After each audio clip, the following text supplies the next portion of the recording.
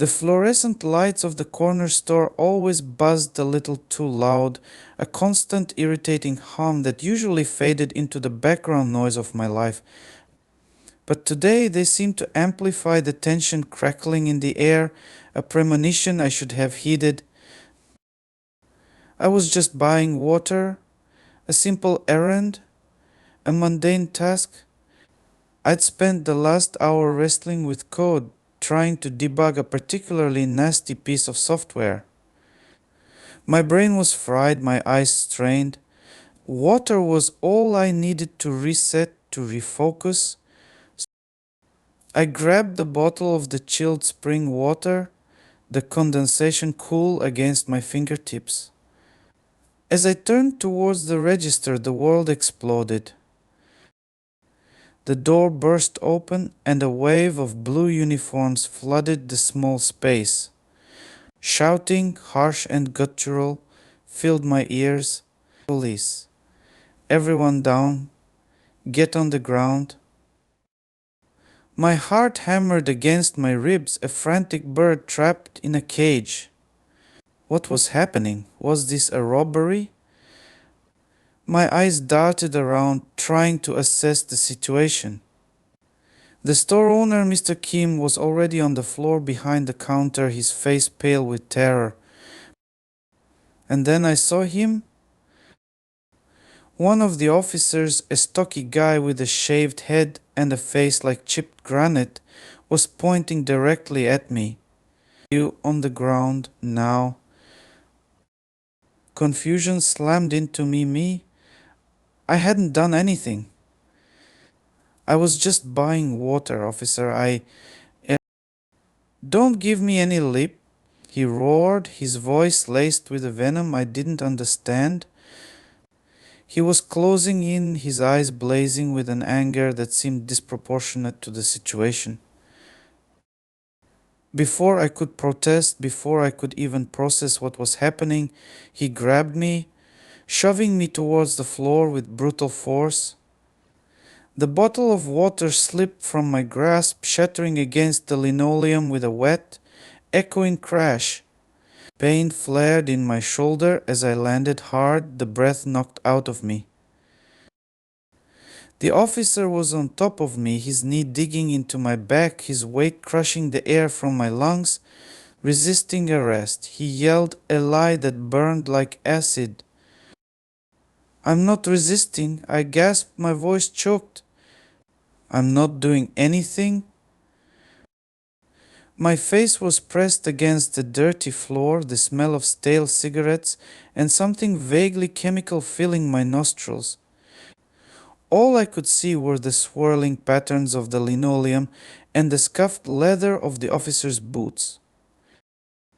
The other officers seemed to be focused on something else further back in the store. I could hear their shouts, the rustling of bodies. But all I felt was the weight of this officer on my back, the burning shame of being pinned to the ground like a criminal. It felt like an eternity, though it probably only lasted a few minutes. Finally, the officer shifted, his weight lifting slightly. All right, get up, he grumbled, his voice still laced with hostility.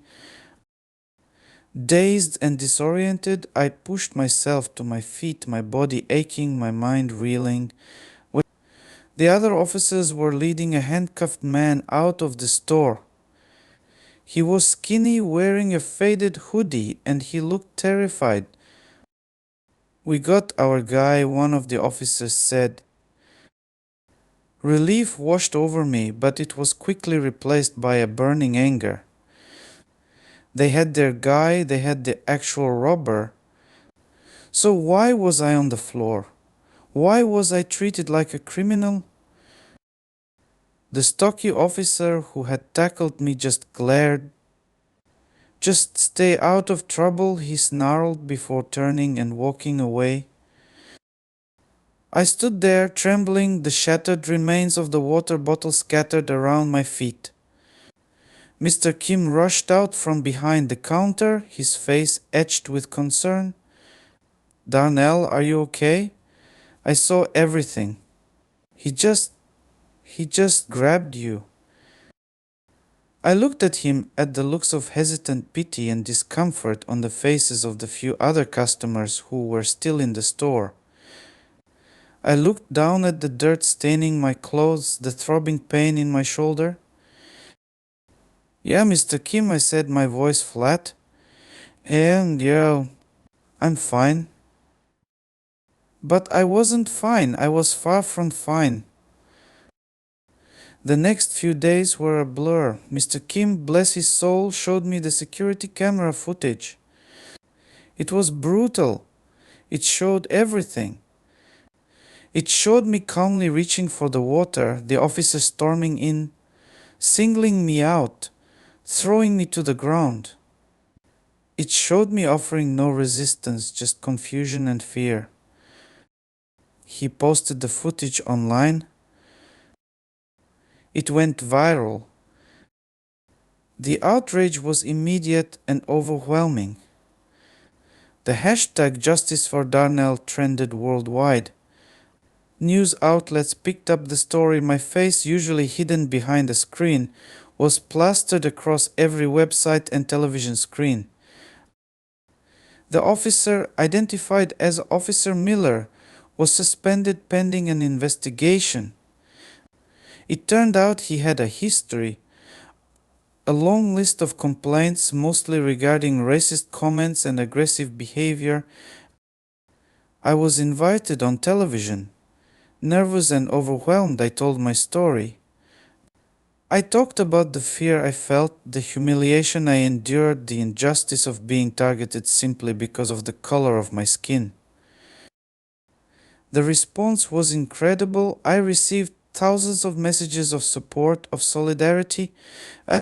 People from all walks of life reached out, sharing their own stories of injustice and discrimination. But amidst the support, there was also anger. Anger directed at the police, at the system that allowed officers like Miller to abuse their power with impunity. And there was fear that this could happen to anyone, anywhere. I knew then that I couldn't just let this go. I couldn't just go back to my life of coding and quiet anonymity. I had a platform, a voice, and a responsibility to use it. I joined a local organization dedicated to police reform. We organized protests, lobbied politicians, and worked to raise awareness about the systemic issues that perpetuate police brutality and racial profiling. It wasn't easy. We faced opposition, resistance, and even threats. But we persevered. We knew that we were fighting for something bigger than ourselves, something essential to the future of our community. The weight of water had shattered my world, revealing the cracks and fissures that ran deep beneath the surface. But it had also given me a purpose, a fire in my belly that wouldn't be extinguished. The fight for justice is a long and arduous one, but I'm in it for the long haul. I'm fighting for a world where no one is judged by the color of their skin, where everyone is treated with dignity and respect, and where the police serve and protect all members of the community, not just some. It started with a bottle of water. It started with an act of injustice caught on camera. It started with a spark of anger fanned into a flame of hope. And I, Darnell, a 25-year-old black man who just wanted a drink of water, will keep that flame burning.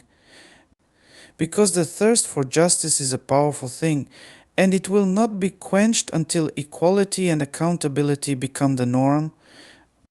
The weight of water may have knocked me down, but it also showed me the strength I never knew I had, and the power of a community united in the fight for what is right.